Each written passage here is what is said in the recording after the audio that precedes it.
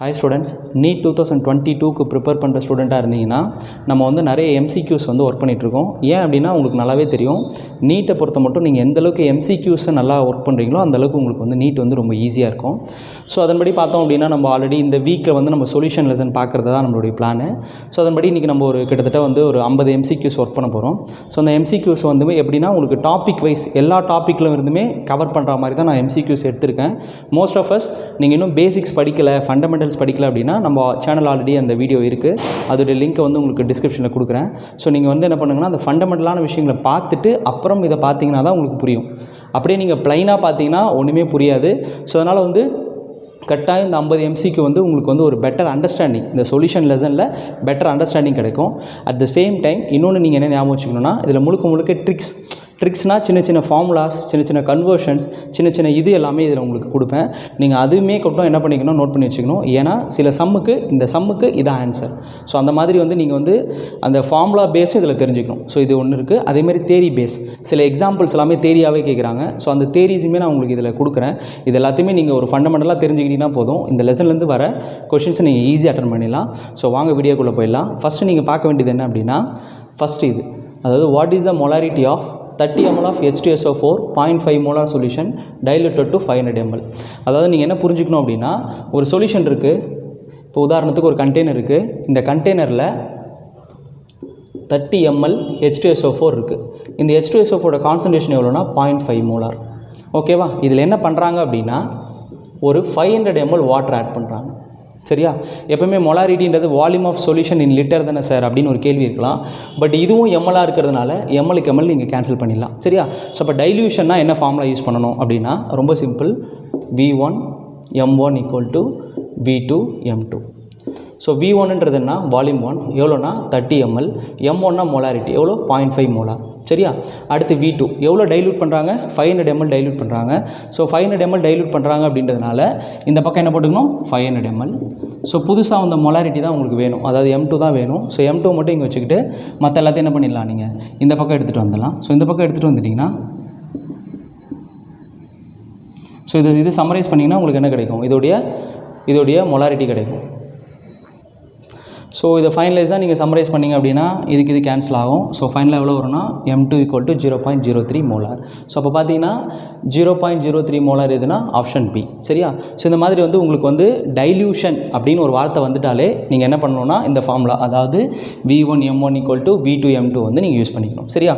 இப்போ அடுத்து நம்ம என்ன பார்க்க போகிறோம் அப்படின்னா, solution obtained by mixing of 200 gram of 30% and 300 gram of 20% solution by a weight. Find the weight percentage. இது நல்லா புரிஞ்சுக்கோங்க. மிக்சர் ஆஃப் சொல்யூஷன் அப்படின்னு வந்துட்டாலே அது மொலாரிட்டியாக இருந்தாலும் சரி, வெயிட் பை வெயிட்டாக இருந்தாலும் சரி, வால்யூம் பை வால்யூமாக இருந்தாலும் சரி, எப்படி இருந்தாலும் சரி, உங்களுக்கு ஒரே ஒரு ஃபார்முலா தான். அந்த ஃபார்முலா என்னென்னா,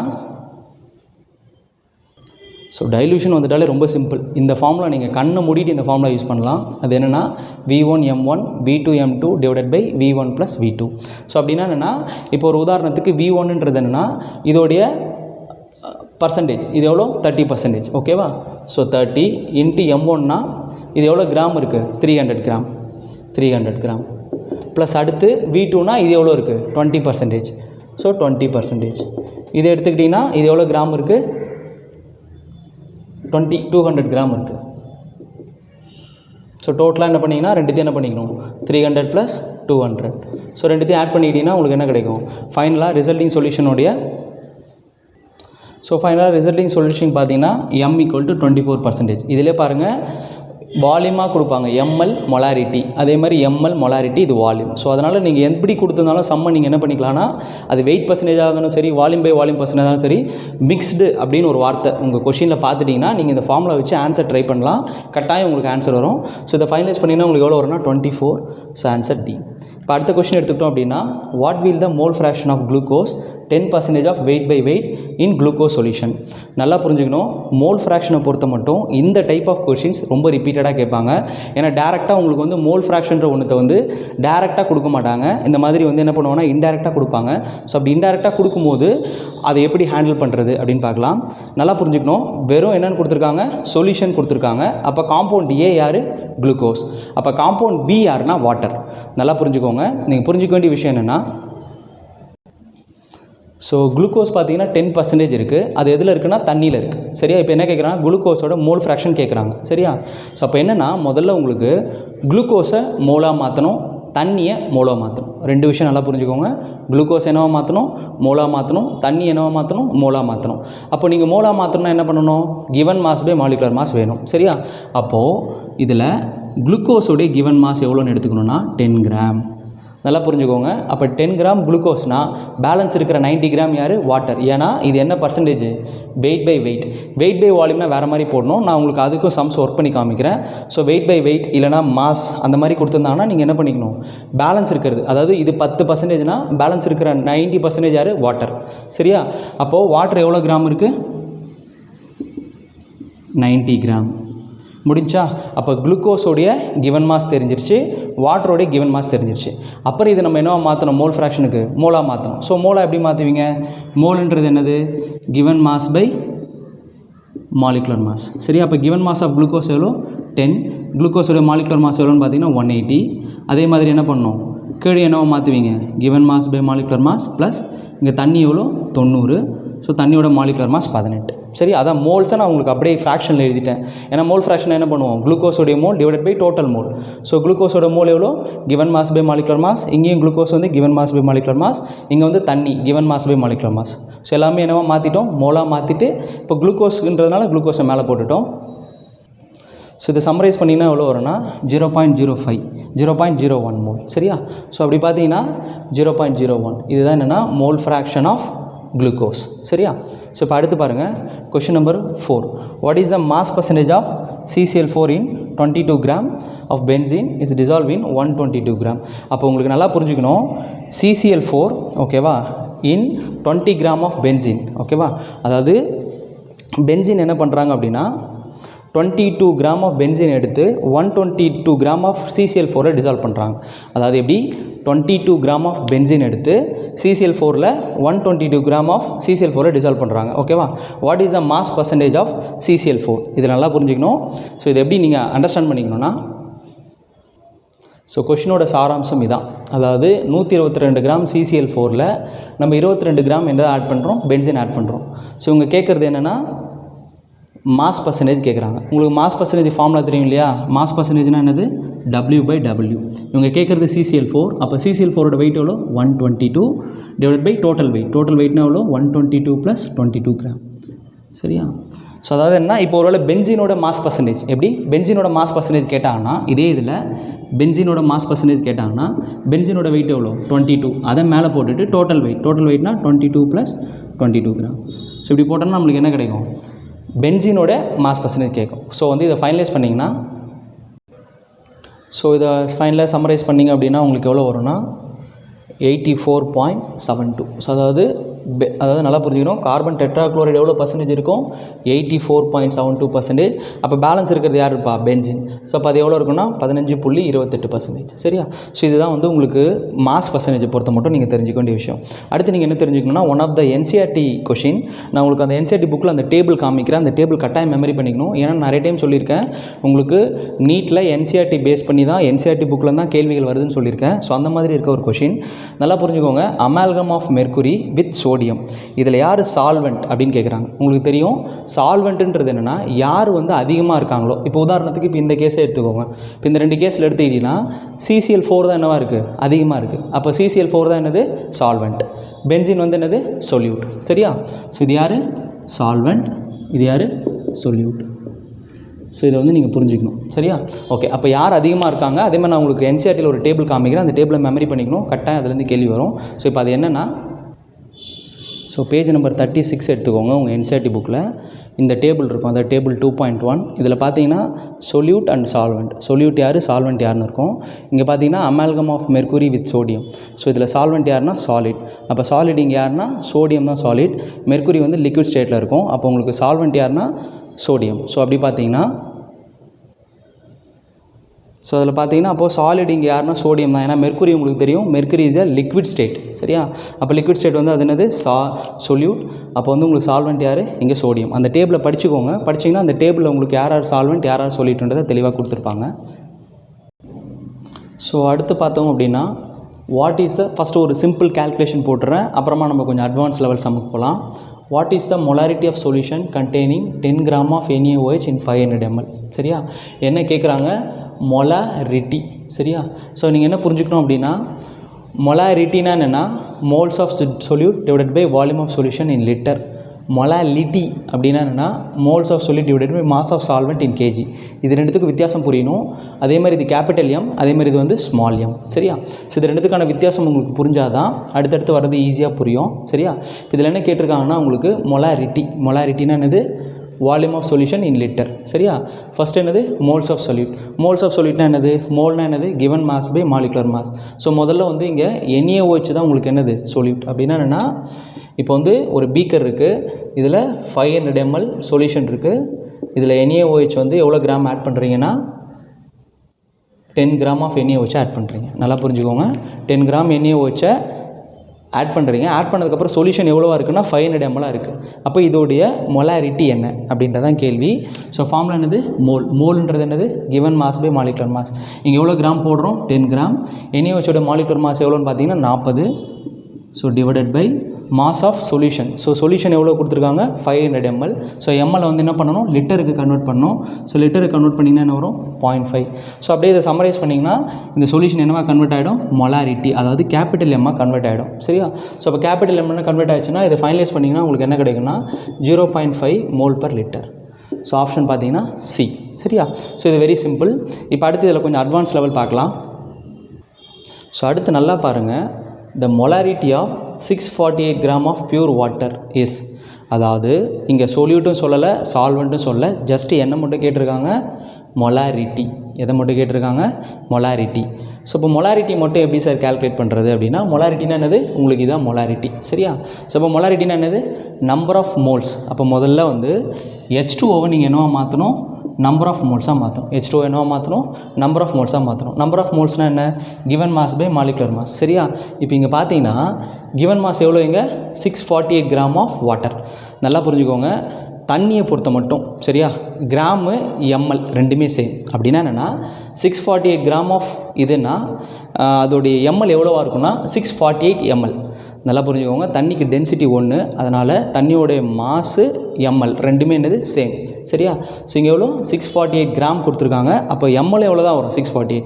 பட் உங்களுக்கு வந்து மோல் கண்டுபிடிக்கணும் என்ன பண்ணணும்? Given mass by molecular mass. Given mass கரெக்டாக என்னவாக தான் இருக்கணும்? கிராமாக தான் இருக்கணும். நல்லா புரிஞ்சுக்கோங்க, கிவன் மாஸ் என்னவாக இருக்கணும்? கிராமாக இருக்கணும். வால்யூம் ஆஃப் சொல்யூஷன் வந்து என்னவாக இருக்கணும்? லிட்டரில் இருக்கணும். சரியா, அதாவது லிட்டர் ஆர் எம்எல்ல இருக்கணும். சரியா, இப்போ முதல்ல வந்து மோல் கண்டுபிடிக்கணும் என்ன formula? Given mass by molecular mass. தண்ணிக்கு நான் என்ன சொல்லிட்டேன்? இதே தான் என்னது? ML as well as gram. சரியா, அப்போது என்ன பண்ணணும்? ஸோ கிவன் மாஸ் எவ்வளோ? 648. மாலிகுலர் மாஸ் ஆஃப் வாட்டர் எவ்வளோ? 18. அடுத்து இது கிராமாக இருக்குது இல்லையா, இதுதான் என்னது? நீங்கள் லிட்டராக எம்எல்லாக மாற்றணும் எவ்வளோ? 648 ml. சரியா, அப்போ 648 ml என்ன போட்டுக்கணும்? அப்படியே இங்கே வால்யூம் ஆஃப் சொல்யூஷன் இருக்க இடத்துல என்ன போட்டுக்கணும்? 648 டிவைடட் பை, ஏன்னா இது வந்து லிட்டராக மாற்றணும், ஸோ அதனால் 1000. ஸோ இதை அப்படியே சம்மரைஸ் பண்ணிங்கன்னா உங்களுக்கு என்ன கிடைக்கும் அப்படின்னா 55.m. அதாவது ஆன்சர் பி. ஓகேவா, ஸோ அடுத்து எடுத்துக்கிட்டோம் அப்படின்னா யூனிட் ஆஃப் மொலாரிட்டி. சரியா, ஸோ இதை பார்த்தோம் அப்படின்னா, ஸோ அடுத்து பார்த்தீங்க அப்படின்னா யூனிட் ஆஃப் மொலாரிட்டி. நான் உங்கள் எல்லாத்துக்குமே வந்து யூனிட் சொல்லிடுறேன், இதை நல்லா ஞாபகம் வச்சுக்கோங்க. இந்த யூனிட்ஸ் ரொம்ப முக்கியம், நல்லா புரிஞ்சுக்கணும். Volume by volume, weight by weight, volume by weight. சரியா, இது மூணுமே பர்சன்டேஜில் கேட்பாங்க. ஸோ பர்சன்டேஜில் கேட்குற வரைக்கும் என்ன பிரச்சனை இல்லை அப்படின்னா உங்களுக்கு யூனிட் பிரச்சனையே கிடையாது. நார்மலாக இதில் கேட்டால் கூட உங்களுக்கு என்ன பிரச்சனை கிடையாது? யூனிட் பிரச்சனை கிடையாது. சரியா, இது எதுக்குமே என்ன கிடையாது? யூனிட் கிடையாது. There is no units. ஏன்னா டிவைடட் பை போடும்போது உங்களுக்கு கேன்சல் ஆகிடும். இப்போ உதாரணத்துக்கு இப்போது 10 ml மேலேயும் 10 ml கீழேயும் 100 ml போட்டிங்கன்னா எம்எலுக்கு எம்எல் என்ன கேன்சல் ஆகிடும்? இதில் வால்யூம் பை வால்யூமில். சரியா, பட் ஆனால் வந்து இந்த மூணுத்துலேயுமே என்ன ஆகிடும்னா அந்த மாதிரி கேன்சல் ஆகிடும். ஸோ அதனால் நீங்கள் என்ன பண்ண தேவையில்லைன்னா இதுக்கு ஸ்பெசிஃபிக் யூனிட் கிடையாது. அதேமாதிரி இது பர்சன்டேஜில் தான் ரெப்ரசென்ட் பண்ணுவோம். ஸோ அதனால் இது ஒன்றும் பிரச்சனையே கிடையாது. இப்போ அடுத்து பாருங்கள், அடுத்து நம்ம தெரிஞ்சுக்க வேண்டியது மொலாரிட்டி அண்ட் மொலாரிட்டி. அதே மாதிரி மோல் ஃப்ராக்ஷன். மோல் ஃப்ராக்ஷனுக்கும் என்ன கிடையாதுன்னா ஸ்பெசிஃபிக்காக எந்த யூனிட்டுமே கிடையாது. ஏன்னா இதுவுமே என்ன ஆகிடும்? மோலுக்கு மோல் கேன்சல் ஆகிடும். ஸோ அப்போ இதுக்கும் என்ன கிடையாது? யூனிட் கிடையாது. அடுத்து பார்ட்ஸ் பர் மில்லியன். முதல்ல பார்ட்ஸ் பர் மில்லியனுக்கு சிம்பிள் கொடுப்பாங்க, இந்த மாதிரி மியூன்னு இருக்கும். அதே மாதிரி into so parts per billion மட்டும் நல்லா புரிஞ்சுக்கோங்க. பார்ட்ஸ் பர் இதோட யூனிட் வந்து மியூ. இதை பார்த்தீங்கன்னா ஷார்ட்டாக ppm சொல்லுவாங்க. சரி, அதுதான் அதோட யூனிட்னு வச்சுக்கலாம். பட் அதுவுமே கூட யூனிட் கிடையாது. ஸோ பார்ட்ஸ் பர் மில்லியன் இது. இப்போ அடுத்து பார்த்தீங்கன்னா யூனிட் பார்த்தீங்கன்னா இந்த மொலாரிட்டி அண்ட் மொலாலிட்டி. சரியா, நல்லா புரிஞ்சுக்கோங்க. மொலாரிட்டியில் மேலே யார் இருக்கா? மோலுக்கான சிம்பிள் என்னென்னா எம்.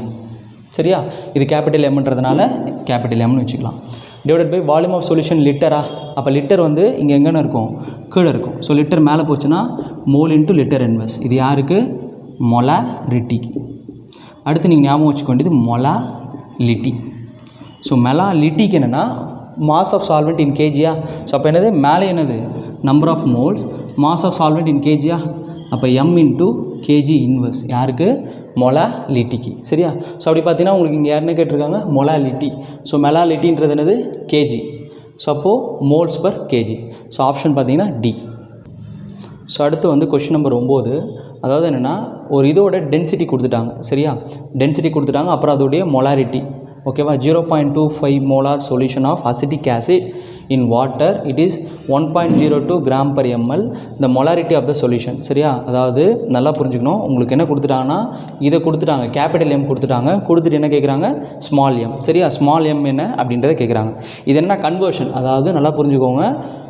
கேபிட்டல் எம் இதிலேருந்து எதுக்கு கன்வெர்ட் பண்ணோம்? ஸ்மால் எம்முக்கு கன்வெர்ட் பண்ணோம். சரியா, ஸோ எப்படி சார் கன்வெர்ட் பண்ணுறது அப்படின்னா இந்த கன்வர்ஷன் ஃபார்முலா ஞாபகம் வச்சுக்கோங்க. சரியா, இந்த கன்வர்ஷன் ஃபார்முலா இருந்தாலே போதும். நீங்கள் என்ன பண்ணிக்கலாம்னா ஈஸியாக ஸோ இந்த சிம்பிளஸ்ட் ஃபார்முலா வந்து நீங்கள் ஞாபகம் வச்சுக்கலாம். நல்லா புரிஞ்சுக்கோங்க. ஸ்மால் எம் அதாவது மொலாலிட்டி. சரியா, கேபிட்டல் எம் வந்து உங்களுக்கு கொடுத்துருக்காங்க. ஸோ கேபிட்டல் எம் எவ்வளோ கொடுத்துருக்காங்கன்னா 0.25. அதே மாதிரி டென்சிட்டி எவ்வளோ கொடுத்துருக்காங்க? 1.02 கிராம் பர் எம்எல். சரியா, ஸோ இந்த சிம்பிளாக அந்த ஃபார்முலா என்ன பண்ணிக்கலாம்? நீங்கள் அப்படியே அப்ளை பண்ணிக்கலாம். ஸோ அப்ளை பண்ணிங்கன்னா 1000 இன்ட்டு இங்கே எம்ன்றது என்னென்னா அந்த கேபிட்டல் எம் எவ்வளோ கொடுத்துருக்காங்க? 2.05 டிவைடட் பை இங்கே என்னது? Capital M. So capital M 0.25. எம்பின்றது என்னென்னா molecular weight of solute. So இங்கே சொல்யூட் யாருன்னா அசிட்டிக் ஆசிட்னா என்னது? CH3COH. இதோட வெயிட் பார்த்தீங்கன்னா 63. ஸோ அதோடைய molecular weight 63 minus 1000 into density எவ்வளோனா 1.02.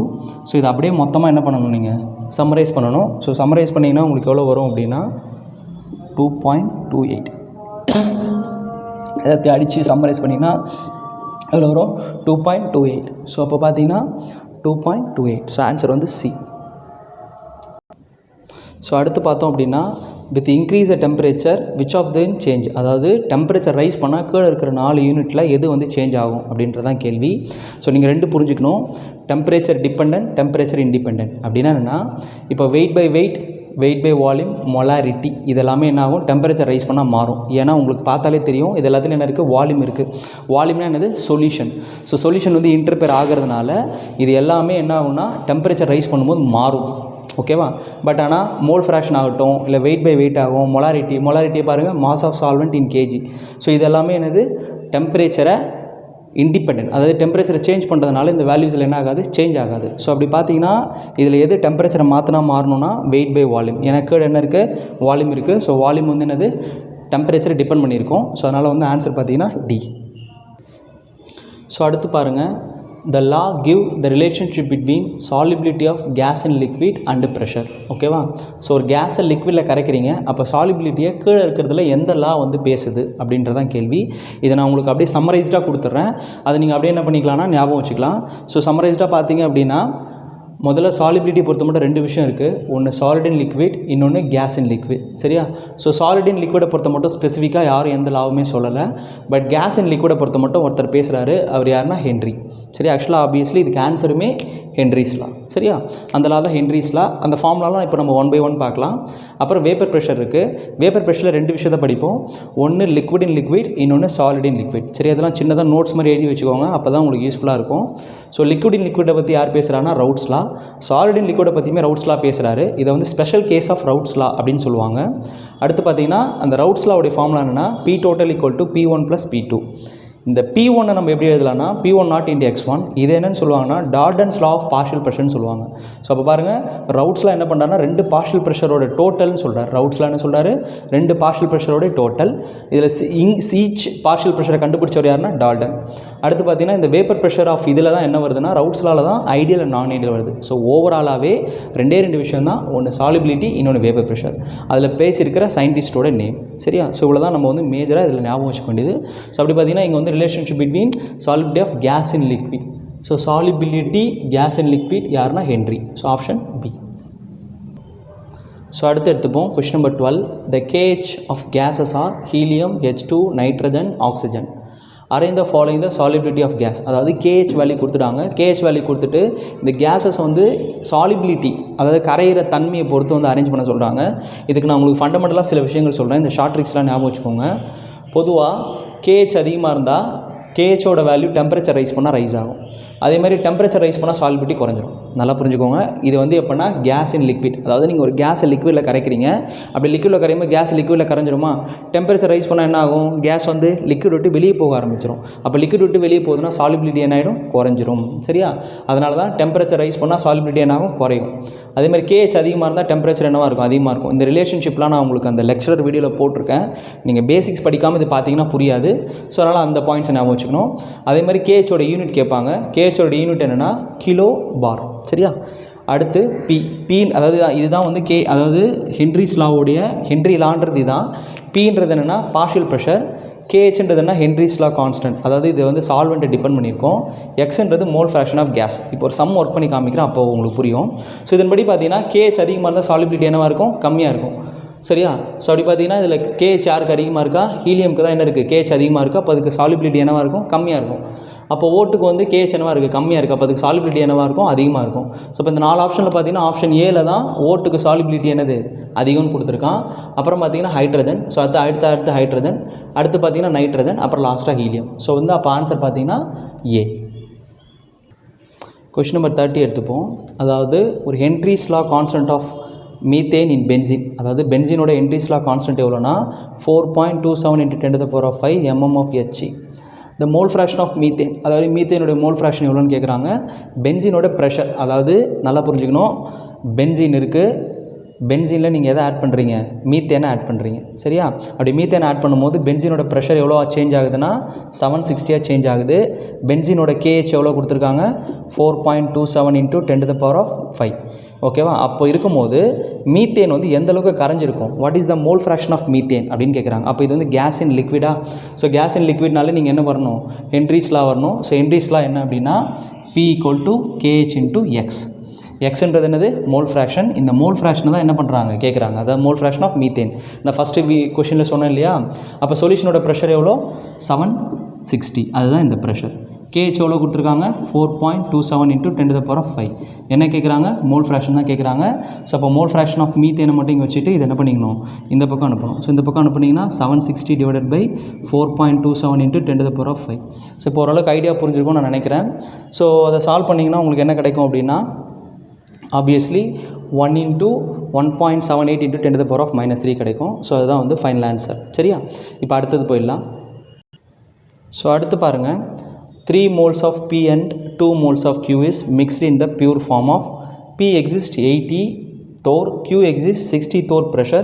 What is the total pressure of the solution? அதாவது P and A அப்படின்னு ரெண்டு இருக்குது. Pயும் லிக்விடு, Qவும் லிக்விடு. இது ரெண்டுத்தையும் என்ன பண்ணுறாங்க? ஒன்றா மிக்ஸ் பண்ணுறாங்க. சரியா? நல்லா புரிஞ்சுக்கணும். Q வந்து எத்தனை மோல்னா 2 மோல். P வந்து எத்தனை மோல்? 3 மோல். சரியா? அடுத்து Q பியூராக இருக்கும்போது, அதாவது பியூர் ஸ்டேட், அதாவது P0ன்னு சொல்லுவோம். பியூர் ஸ்டேட்டாக இருக்கும்போது அதோடைய ப்ரெஷர் எவ்வளோ? 60 Thor. அதே மாதிரி P பியூராக இருக்கும்போது அதோடைய ப்ரெஷர் எவ்வளோ? 80 Thor. சரியா? ஸோ இது ரெண்டுத்தையும் நம்ம என்ன பண்ணுறோம்? ஒரு இதில் மிக்ஸ் பண்ணிட்டோம். அப்போ மிக்ஸ் பண்ணால் இது என்னவா மாறிடும்? சொல்யூஷனாக மாறிடும். அப்படி சொல்யூஷனாக மாறினதுக்கப்புறம் இதை ஹீட் பண்ணால் இது வேப்பராக மாறும் இல்லையா? அந்த வேப்பருக்கு எவ்வளோ ப்ரெஷர் இருக்கும்? அதுதான் என்னது இதில் கேட்குற கொஷின். ஸோ அப்போ இது எந்த லாக்கு கீழே வருது அப்படின்னா ரவுட்ஸ் லா கீழே வருது. அதாவது என்னன்னா ரெண்டுமே லிக்விட். ஸோ ரவுட்ஸ் லா என்ன சொல்லுது? P2 = P1 × X1 + P2 × X2. சரியா? அப்போ பியூர் ஃபார்மில் இது எவ்வளோ? 60 × Qவோட மோல் ஃப்ராக்ஷன் தெரிஞ்சுக்கணும். என்ன பண்ணணும்? Qவோட mole plus total mole plus அடுத்து பார்த்தீங்கன்னா P2 எவ்வளோ? 80. இந்த மோல் ஃப்ராக்ஷன்லாம் தெரியலனா நீங்கள் ஆல்ரெடி தெரிஞ்சிருந்தால் தான் பண்ண முடியும். அது தெரியலனா நம்ம சேனலில் ஆல்ரெடி வீடியோ இருக்குது. அதை போய் பார்த்துட்டு வந்துட்டு அப்புறம் அதை செம்ம பாருங்கள், அப்போ தான் புரியும். சரியா? ஸோ இதை என்ன பண்ணிட்டோம்? மோல் ஃப்ராக்ஷனை கன்வெர்ட் பண்ணோம். பியூர் ஃபார்மில் அதோட இதை போட்டுட்டோம். ஸோ இது எல்லாத்தையும் என்ன பண்ணுறோம்? நம்ம சம்மரைஸ் பண்ணோம் அப்படின்னா நம்மளுக்கு ஃபைனலாக என்ன கிடைக்கும் அப்படின்னா ஓவராலாக போட்டோம் அப்படின்னா 72th hour வரும். ஸோ அப்படி பார்த்தீங்கன்னா ஸோ ஆன்சர் சி. ஸோ அடுத்து பார்த்தீங்கன்னா among the following substance exist low vapour pressure. இந்த 4த்தில் எதுக்கு வேப்பர் ப்ரெஷர் கம்மியாக இருக்கும்? உங்களுக்கு நான் ஓவராலாக சம்மரைஸ் பண்ணி கொடுத்துருக்கேன். இதை அப்படியே ஞாபகம் வச்சுக்கோங்க. அதாவது எந்த சொல்யூஷனுக்கு பாயிலிங் பாயிண்ட் அதிகமாக இருக்கோ அதுக்கு வேப்பர் ப்ரெஷர் என்னவாக இருக்கும்? கம்மியாக இருக்கும். ஏன்னா உங்களுக்கு புரிஞ்சிக்க முடியும் இல்லையா? ஏன்னா வேப்பர் ஆகணும், அது சீக்கிரமாக பாயில் ஆனால் தான், லிக்விட்லேருந்து வேப்பர் ஆனால் தான் நிறைய வேப்பர் கிடைக்கும். நிறைய வேப்பர் கிடைச்சா தான் வேப்பர் ப்ரெஷர் என்னவாக இருக்கும்? அதிகமாக இருக்கும். ஸோ அப்போ பாயிலிங் பாயிண்ட் அதிகமாக இருந்தால் வேப்பர் ப்ரெஷர் என்ன ஆகிடும்? கம்மியாகிடும். அடுத்து அதேமாதிரி பாருங்கள், டென்சிட்டி அதிகமாக இருந்தாலும் வேப்பர் ப்ரெஷர் என்னவாக இருக்கும்? கம்மியாக இருக்கும். ஹைட்ரஜன் பாண்ட் இருந்தாலும் வேப்பர் ப்ரெஷர் என்னவாக இருக்கும்? கம்மியாக இருக்கும். கேஸு, லிக்விடு, சாலிடு, இதில் கேஸுக்கு தான் என்ன இருக்கும்? வேப்பர் ப்ரெஷர் அதிகமாக இருக்கும். அடுத்து லிக்விடு, சாலிடுக்கு வேப்பர் ப்ரெஷர் என்னவாக இருக்கும்? கம்மியாக இருக்கும்னு சொல்கிறத விட இருக்கவே இருக்காது. ஏன்னா சாலிட் வந்து கரைஞ்சிடும். ஸோ மோஸ்ட்லி இருக்காது. பட் இருந்தாலும் வந்து லிக்விட் ஸ்டேட்டில் இருக்கிற சில சாலிட்ஸ் இருக்குது, அது செமி சாலிட் சொல்லுவோம், அதுக்கு வந்து கம்மியாக இருக்கும். அடுத்து பாசிட்டிவ் டிவியேஷன் சொல்யூஷனுக்கு வேப்பர் ப்ரெஷர் அதிகமாக இருக்கும். நெகட்டிவ் டிவியேஷன் சொல்யூஷனுக்கு வேப்பர் ப்ரெஷர் கம்மியாக இருக்கும். ஸோ அப்படி பார்த்தீங்கன்னா இந்த 4 ஆப்ஷனில் வாட்டர் வந்து லிக்விட், சரியா? அப்போ அது என்ன ஆகும்? வேப்பர் ஆகிடும். ஸோ அப்போ அதுக்கு வேப்பர் ப்ரெஷர் அதிகமாக இருக்கும். அடுத்து பார்த்தீங்கன்னா ஆல்கஹால். ஆல்கஹாலுக்கு என்னது? வேப்பர் ப்ரெஷர் அதிகமாக இருக்கும். ஏன்னா ஆல்கஹாலுமே லிக்விட். பட் ஈத்தரும் பார்த்தீங்கன்னா வேப்பர் ப்ரெஷர் ஈஸியாக வேப்பராக கன்வெர்ட் ஆகிடும். பட் மெர்க்குரின்றது பார்த்தீங்கன்னா லிக்விட் தான். பட் உங்களுக்கு தெரியும் இல்லையா, மெர்க்குரி எப்படி இருக்கும்? டென்சிட்டி அதிகமாக இருக்கும். அதாவது திரவ நிலையில் இருக்கிற ஒரு உலோகம். ஸோ அப்போ டென்சிட்டி அதிகமாக இருந்தால் அது வேப்பராக கன்வெர்ட் ஆகிற அமௌண்ட் என்னவாக இருக்கும்? கம்மியாக இருக்கும். ஸோ அப்படி பார்த்தீங்கன்னா மெர்க்குரிக்கு தான் என்னது? வேப்பர் ப்ரெஷர் கம்மி, சரியா? ஸோ அப்போ வேப்பர் ப்ரெஷர் பொறுத்த மட்டும் இந்த ஹிண்ட்ஸை வந்து ஞாபகம் வச்சுக்கோங்க. இது வந்து இப்போ பார்க்க போகிற கொஷின் வந்து one of the important NEET repeated question. டேரெக்டாகவே இருக்கும் கொஷின், கொஞ்சம் மெமரி பண்ணுற மாதிரி இருக்கும். ஸோ அதை பார்த்துக்கோங்க. முக்கியமான கொஷின்.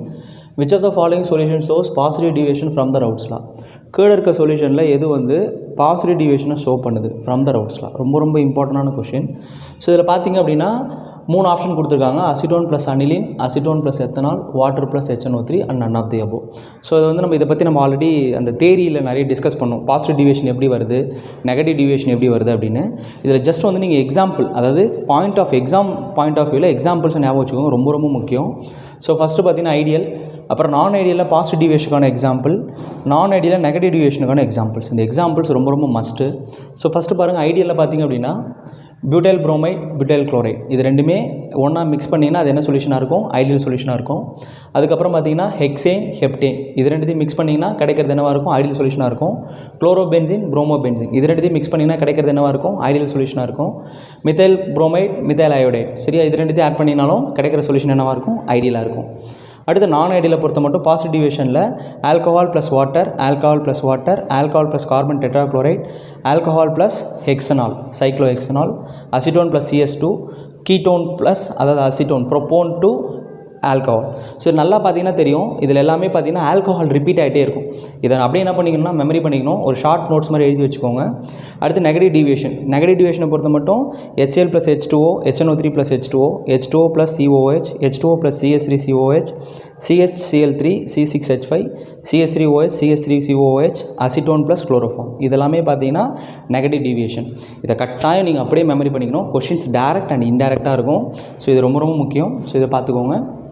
ஸோ அப்படி பார்த்தீங்கன்னா உங்களுக்கு வந்து இதில் எது வருது அப்படின்னா acetone plus ethanol. So acetone plus ethanol. So இதுதான் வந்து பார்த்தீங்கன்னா உங்களுக்கு என்ன வருது அப்படின்னா பாசிட்டிவ் டிவியேஷன். ஸோ ஆப்ஷன் வந்து பி. ஸோ அடுத்து பார்க்க வேண்டியது தி சிஸ்டம் ஆஃப் மேக்ஸிமம் பாயிலிங் அசியோட்ரோப். இது ரொம்ப ரொம்ப முக்கியம். இதுவுமே வந்து நம்ம பாசிட்டிவ் அண்ட் நெகட்டிவ் டிவியேஷன் பார்த்தோம்ல, அதே மாதிரி தான். பட் இதில் நான் சில கீ பாயிண்ட்ஸ் சொல்கிறேன், அதை மட்டும் ஞாபகம் வச்சுக்கோங்க. இது டெப்த்தாக தெரிஞ்சுக்கணுன்னா ரொம்ப கஷ்டமாக இருக்கும், குழப்பமாக இருக்கும். பட் மேட்டர் என்னன்னு சொல்லிடுறேன். அதாவது ஐடியல் அண்ட் நான் ஐடியல் இருக்குல்ல, அதில் வந்து நான் ஐடியலில் பாசிட்டிவ் நெகட்டிவை தனித்தனியாக பிரிக்கலாம். இப்போ உதாரணத்துக்கு பாசிட்டிவ் டிவியேஷன் வச்சுக்கோங்க, ரெண்டுத்தை ஒன்றா மிக்ஸ் பண்ணிட்டோன்னா அது என்ன பண்ணிக்கலாம்னா ஃப்ராக்ஷனல் டிஸ்டிலேஷனில் வேப்பராக மாற்றி பிரிக்கலாம். ஆனால் இந்த அசியோட்ரோப்ஸ் என்ன பண்ண முடியாது, அந்த மாதிரி பிரிக்க முடியாது. ஸோ அதான் நம்ம என்னென்னு சொல்லுவோம்னா அசியோட்ரோப் சொல்லுவோம். இதில் 2 டைப் இருக்குது. ஒன்று மேக்ஸிமம் பாயிலிங் அசியோட்ரோப், இன்னொன்று மினிமம் பாயிலிங் அசியோட்ரோப். இதில் நீங்கள் தெரிஞ்சுக்க வேண்டிய விஷயம் என்னென்னா, நெகட்டிவ் டிவியேஷன் ரவுட்ஸ்லால் வந்து நெகட்டிவ் டிவியேஷனாக இருந்தால் அது மேக்ஸிமம் பாயிலிங் அசியோட்ரோப். அதே மாதிரி பாசிட்டிவ் டிவியேஷன் ரவுட்ஸ்லால் பாசிட்டிவ் டிவியேஷனாக இருந்தால் அது மினிமம் பாயிலிங் அசியோட்ரோப். அடுத்து நீங்கள் ஞாபகம் வச்சுக்க வேண்டிய கீ பாயிண்ட் என்னென்னா வேப்பர் ஃபேஸில், ஓகேவா, A + B வந்து சேம் காம்போசிஷனில் இருக்கும், அதை வந்து பிரிக்கவே முடியாது. அதாவது லிக்விடாக இருக்குது, லிக்விட் வேப்பராக மாறிடுச்சு, அந்த வேப்பர் ஃபேஸில் ரெண்டுமே என்ன இருக்கும் 50-50% ஈக்குவல் அமௌண்ட்டாக இருக்கும். அதுக்கப்புறம் பார்த்திங்கன்னா செப்பரேஷன் வந்து ஃப்ராக்ஷனல் டிஸ்டிலேஷனில் பண்ண முடியாது. இதெல்லாமே என்னது அசியோட்ரோப். இதுலேயும் குறிப்பாக நீங்கள் ஞாபகம் வச்சுக்கொண்டது அதோடைய எக்ஸாம்பிள்ஸ். நான் உங்களுக்கு மேக்ஸிமம் பாயிலிங் அசியோட்ரோப்புக்கு எக்ஸாம்பிள் எழுதியிருக்கேன், மினிமம் பாயிலிங் அசியோட்ரோப்புக்கு எக்ஸாம்பிள் எழுதியிருக்கேன். மேக்ஸிமம் பாயிலிங் அசியோட்ரோப் பார்த்தீங்கன்னா nitric acid 68% H2O, perchloric acid water 71%, hydrofluoric acid plus H2O. இதெல்லாமே இது மேக்ஸிமம் டீவியேஷன். மினிமம் டீவியேஷன் எடுத்துகிட்டிங்கன்னா HCl + H2O, எத்தனால் + H2O. இது அப்படியே என்னென்னு கேட்பாங்கன்னா ஃபெர்மெண்டேஷன் ஆஃப் சுகர்னு கேட்கலாம், எத்தனால் ப்ளஸ் வாட்டர்னாலும் சேம் தான். ஸோ அப்படி பார்த்தீங்கன்னா உங்களுக்கு வந்து இதில் வந்து எது வந்து மேக்ஸிமம் பாயிலிங் அசியோட்ரோப்பாக இருக்கும் அப்படின்னா, ஸோ அப்படி பார்த்தீங்கன்னா இதில் வந்து எதுக்கு வந்து மேக்ஸிமம் பாயிலிங் அசியோட்ரோப் இருக்குன்னா ஹைட்ரோஃப்ளூரிக் ஆசிட் ப்ளஸ் H2O. இது வந்து என்னவாக இருக்குன்னா மேக்ஸிமம் பாயிலிங் அசியோட்ரோப்பாக இருக்கும். அப்படி இல்லைனா இன்னொரு ஷார்ட்கட் சொல்லித்தரேன். நீங்கள் நெகட்டிவ் டிவியேஷன் பாசிட்டிவ் டிவியேஷன் பண்ணிங்கல்ல, ஞாபகம் இருக்குல்ல, அந்த லிஸ்ட்டு கொடுத்தேன்ல, அந்த லிஸ்ட்டு அப்படியே ஞாபகம் வச்சுக்கிட்டு அதில் பாசிட்டிவ் டிவியேஷன் நெகட்டிவ் டிவியேஷன் எது வருதோ அது கூட என்னவாக இருக்கலாம், ஒன் ஆஃப் த ஆன்சராக இருக்கலாம். அதாவது இந்த லிஸ்ட்டில் இருக்கிறது இல்லை, இந்த லிஸ்ட்டில் இருக்கிறது இல்லை சார் அப்படின்னா நெகட்டிவ் டிவியேஷனுக்கு உங்களுக்கு ஒரு லிஸ்ட்டு கொடுத்துருக்கேன்ல, அந்த லிஸ்ட்டோட மேட்ச் பண்ணி அதில் எது வருதோ அது கூட என்னவாக இருக்கலாம், மேக்ஸிமம் பாயிலிங் அசியோட்ரோப்பாக இருக்கலாம். இது ஒரு க்ளூ மட்டும்தான், கரெக்டான இது கிடையாது.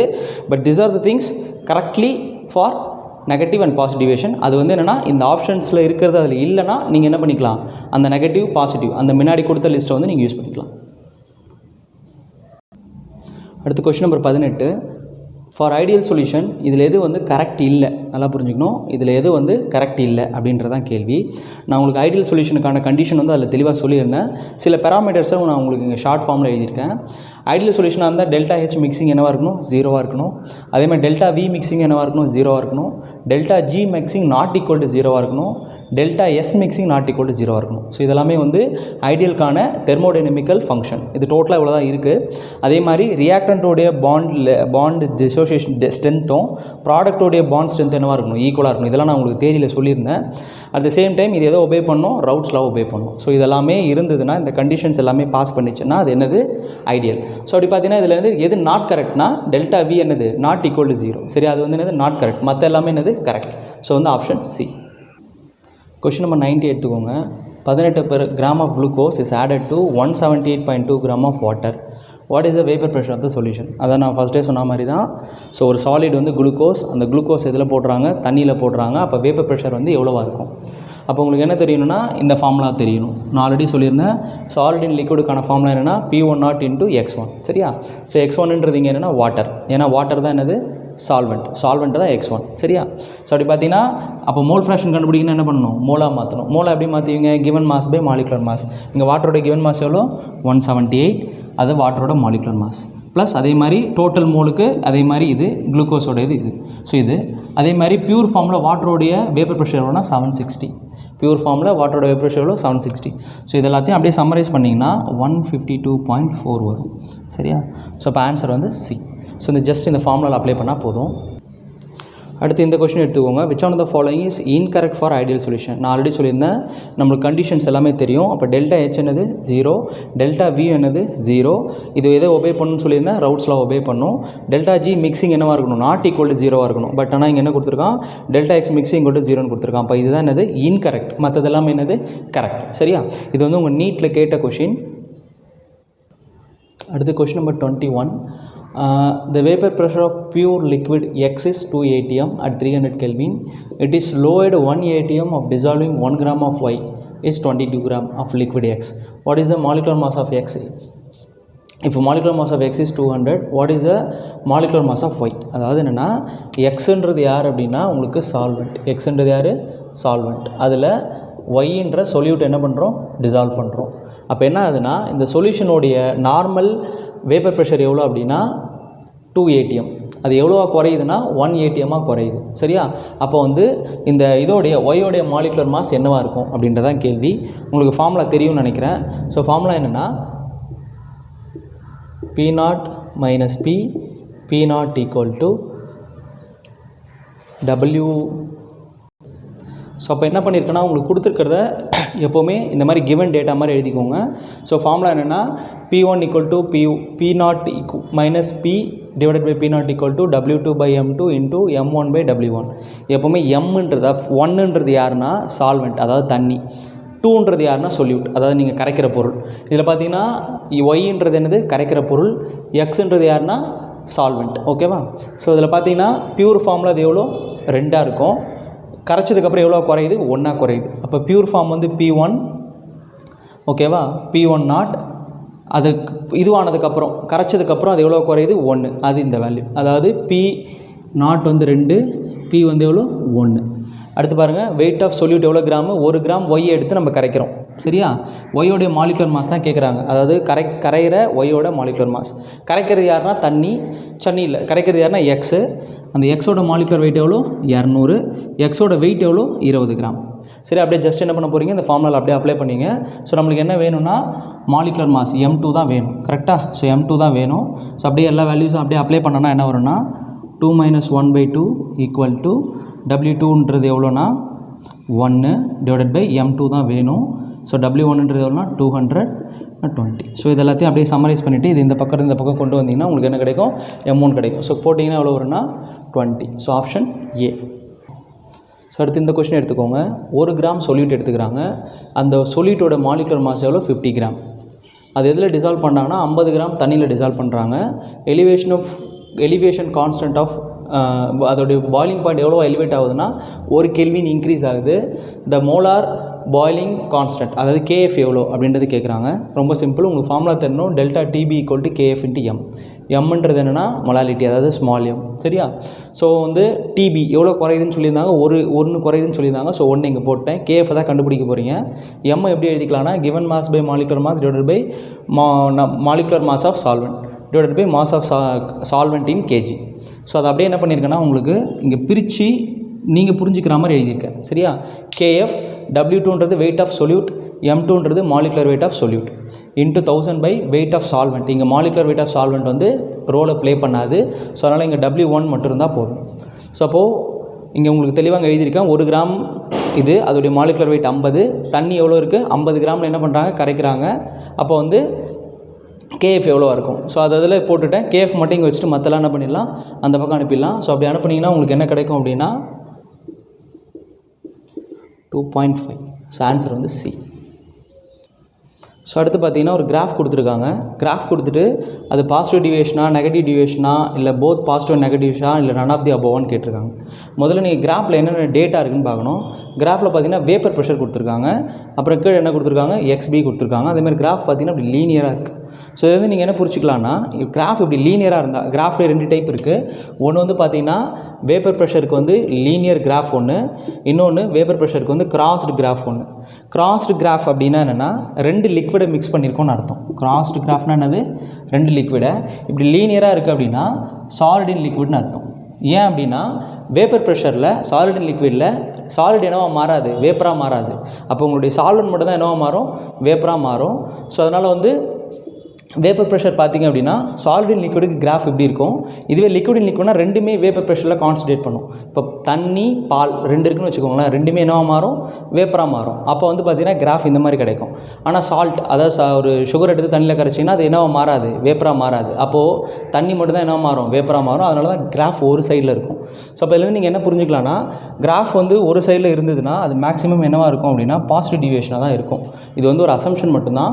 ஸோ அப்படி பார்த்தீங்கன்னா உங்களுக்கு ஆன்சர் என்னது, பாசிட்டிவ் டிவியேஷன். எப்போது சாலிட் இன் லிக்விடை பொறுத்த மட்டும் 99.9% என்னவாக இருக்கும், பாசிட்டிவ் டிவியேஷனாக இருக்கும். ஸோ ஆன்சர் வந்து பி. ஸோ கொஸ்டின் நம்பர் 24 எடுத்துக்கோங்க.